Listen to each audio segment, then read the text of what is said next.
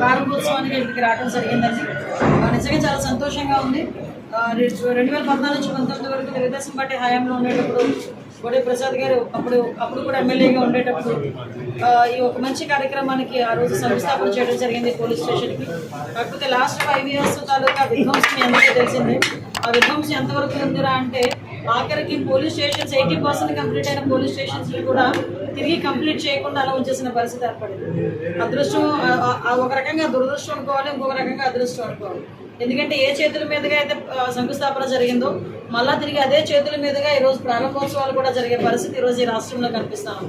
దానికి సుమారుగా ఇక్కడ ప్రత్యేకంగా ఈ ఉయ్యూరు రూరల్ పోలీస్ స్టేషన్, అదేవిధంగా ఇక్కడ ఎండిఓ ఆఫీస్, ఎంఆర్ఓ ఆఫీస్ కూడా లాస్ట్ హైవే ఎక్స్టెన్షన్లో పోయినప్పుడు చాలా మంది స్థలం ఇవ్వడానికి కూడా ఆ టైంలో ధరలు విపరీతంగా పెరిగిపోయినా కూడా ఈరోజు ఉయ్యూరు పోలీస్ స్టేషన్కి కంపల్సరీగా స్థలం ఇవ్వాలి అని ఆ రోజు సజ్జ వెంకటేశ్వరరావు గారు లాంటి వాళ్ళు చాలా మంది ముందుకు వచ్చి, సజ్జ వెంకటేశ్వరరావు గారు అయితే సుమారు 20 సెంట్లు స్థలం ఈరోజు ఇక్కడ పోలీస్ స్టేషన్కి ఇవ్వడం, తర్వాత దాన్ని శంకుస్థాపన చేసి కన్స్ట్రక్షన్ స్టార్ట్ అయింది. 80% పూర్తయిన తర్వాత తిరిగి కంప్లీట్ చేయలేకపోవడం లాస్ట్ గవర్నమెంట్లో మనం చూసాం. తిరిగి కంపల్సరీగా ఈ ఉయ్యూరు రూరల్ పోలీస్ స్టేషన్ రావాలి, ఎందుకంటే పాత భవనాల్లో వాళ్ళు ఉంటున్నారని ఉద్దేశం. మేడం గారు గత ప్రభుత్వంలో అధికారుల నుండి ఎవరైతే మిమ్మల్ని అందరిని ఇబ్బంది పెట్టారో, అంబటి రాంబాబు గారిని పేరుని అట్లాంటి వాళ్ళు జోలికి అసలు భయపడుతుందా గవర్నమెంట్ ఏంటి? వాళ్ళు ఇంకా నోటికొచ్చినట్టు మాట్లాడుతూనే ఉన్నారు కదా, చూడడానికి కష్టంగా ఉంది. ఎందుకని వాళ్ళని వదిలేస్తున్నారు? మీరు భయపడుతున్నారు వాళ్ళు? మీరు మరి ఎందుకని వాళ్ళని చర్యలు తీసుకోవడం? ఎన్నో కేసులు ఉన్నాయి వాళ్ళ మీద. మరి ఎందుకని వాళ్ళు అట్లా వదిలేశారు? విషయం ఏంటంటే దేనికైనా ఒక టైం రావు. 1 year అయిపోయింది మేడం. 1 year అవ్వచ్చు, మీరు అన్నది కరెక్ట్. వాళ్ళ పాత వీడియోలు చూస్తుంటే మాకే మీడియాలో ఉన్న మాకే అబ్బా అనిపిస్తుంది. మరి కంప్లైంట్ నాకు ఇవ్వండి. మీడియా కదా మీకు కాదండి, మీకు కూడా సోషల్ రెస్పాన్సిబిలిటీ ఉంది. మీకు కూడా మీరు అందరూ కూడా పత్రికా విలేకరులు, సారీ టు సే, మీకు కూడా సోషల్ రెస్పాన్సిబిలిటీ ఉంది. కంప్లైంట్ నేనేమంటానంటే ఎవరికి ఎప్పుడు ఎక్కడ ఏం చేయాలో గవర్నమెంట్కి తెలుసు, చంద్రబాబు నాయుడు గారికి కూడా తెలుసు, ఈ ప్రజలకు కూడా తెలుసు. దయచేసి బాగే వాళ్ళు వాగుతూనే ఉంటారు, వాళ్ళ నేచర్. అలాగని వదిలిపెట్టే పరిస్థితి అయితే ఉండదు. ఓకే, అంటే అన్నిటికీ సమాధానం ఉంటుంది. కాకపోతే ఒక రోజు ఒక ముందు ఉంటుంది, ఒకరికి ఒక రోజు తర్వాత ఉంటుంది, అంతే. అంతకు మించి ఈ సిచ్యువేషన్ మేమే భయపడాల్సిన అవసరం, మేము తప్పు చేయనప్పుడు ఎవరికి భయపడాల్సిన అవసరం లేదు. అందులోనే మా నాయకుడు చంద్రబాబు నాయుడు గారు, మా ఎన్డీఏ కూటమి పవన్ కళ్యాణ్ గారు, మోడీ గారు అంతవరకు మేము ఎవరికి భయపడాల్సిన అవసరం లేదు. మేమే కాదు, మా డిపార్ట్మెంట్ కూడా ఎవరికి భయపడాలి.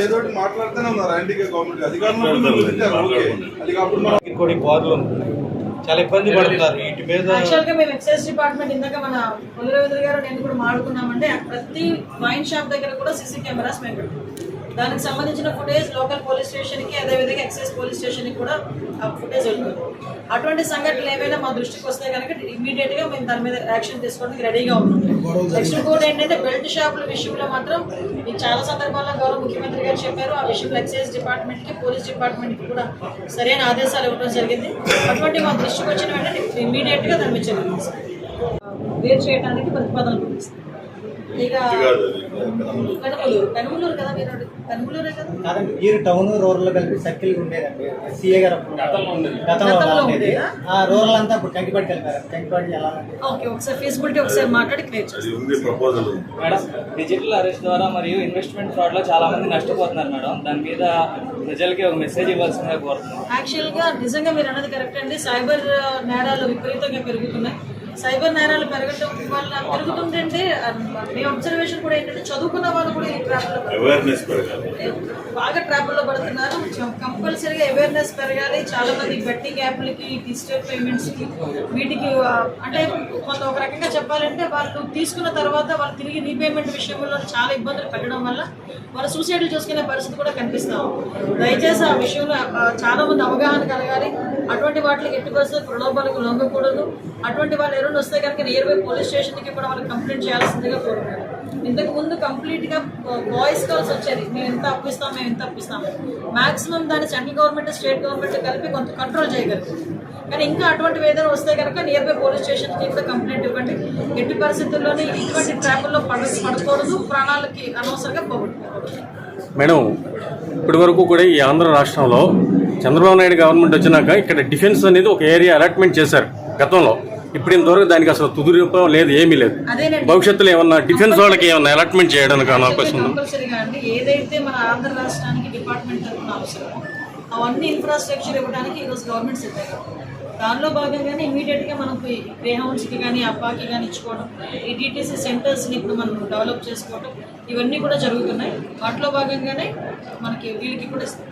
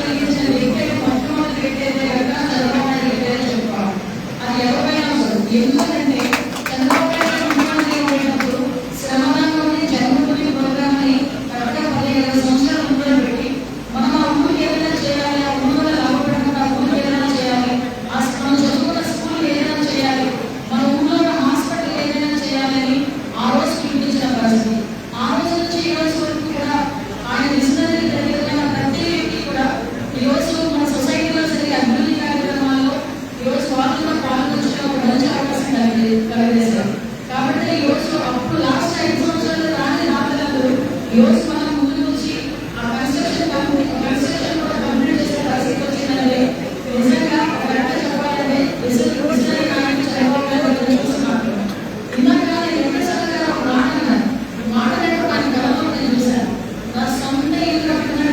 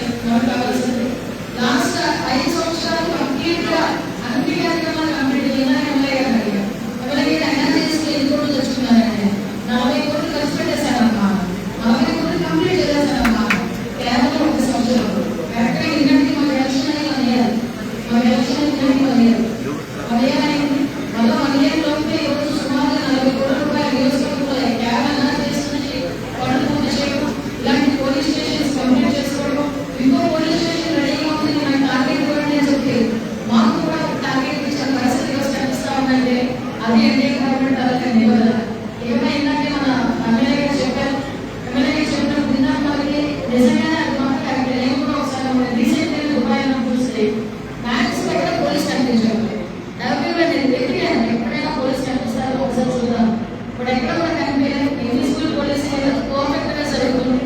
అదే విషయంలో మళ్ళా తిరిగి మన లారీని తీసుకురావడం ఉద్దేశంతో విజిబుల్ పోలీసింగ్ కన్నా ఇన్విజిబుల్ పోలీసింగ్ ఎక్కువ ఉండాలి. సో ఆటోమేటిక్ గా నేరం చేయాలనుకున్న వాళ్ళకి ఒక టీం కలగాలి.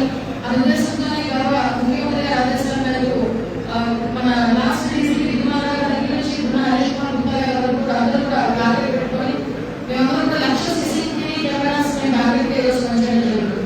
దాంట్లో భాగంగా కృష్ణా జిల్లాలో కూడా ఇలాగే దాడుల ద్వారా ఈరోజు ముందుకు వచ్చిన వాళ్ళందరూ కూడా ముందుకు వచ్చి ఈ ప్రజాస్వామ్యంలోని భాగస్వామ్యం అవడానికి ముందుకు వచ్చిన వాళ్ళందరినీ కలిపి దగ్గరగా 5,000 సీసీటీవీ కెమెరాస్ మన కృష్ణా జిల్లాలోని ఇంకా డ్రోన్స్ దగ్గర నుంచి మీరు చెప్పారు సోషల్ మీడియాలో చూస్తే ఉన్నారు. రోడ్ వెళ్ళేసరికి పరిగెత్తారు, మంగళవారం పరిగెత్తారు, బ్యాగ్ పరిగెత్తారు. ఇక నేను మా డిపార్ట్మెంట్ వాళ్ళు సైన్ చేసుకున్నాను ఏదో సభ్యులుగా వెళ్తున్నాను. ఇక సైన్ లేదు ఒక రోజు మాకు పైకి ఎక్కడ వస్తుంది.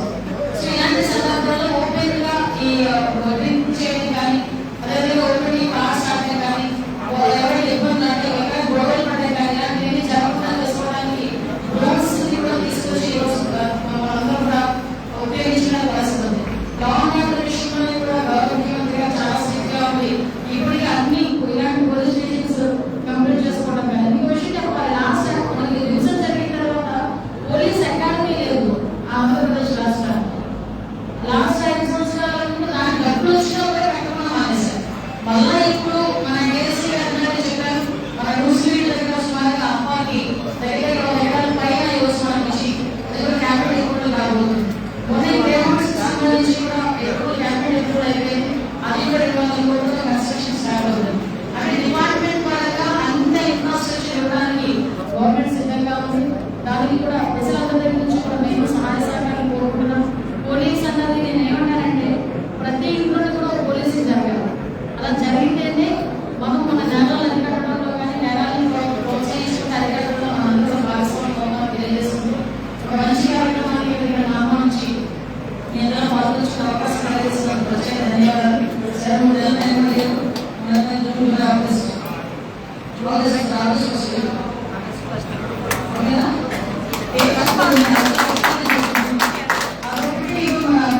ప్రత్యేకంగా ట్రైనింగ్ సెంటర్ కి కోర్టు నుంచి 30 ఎకరాలు మాకు పోయినప్పటికీ కూడా అడ్వాన్స్ 40,000 ఎకరాలు సుమారుగా ఇచ్చిన 40,000 ఎకరాలు ఇచ్చిన మా మంత్రి గారికి ప్రత్యేకంగా డిపార్ట్మెంట్ పర్మనెంట్గా ఉండిపోయారంటూ మీ పేరు ప్రస్తారంగా ఉండిపోయే పరిస్థితి తీసుకొచ్చినందుకు ప్రత్యేకంగా నేను ధన్యవాదాలు తెలియజేస్తున్నాను.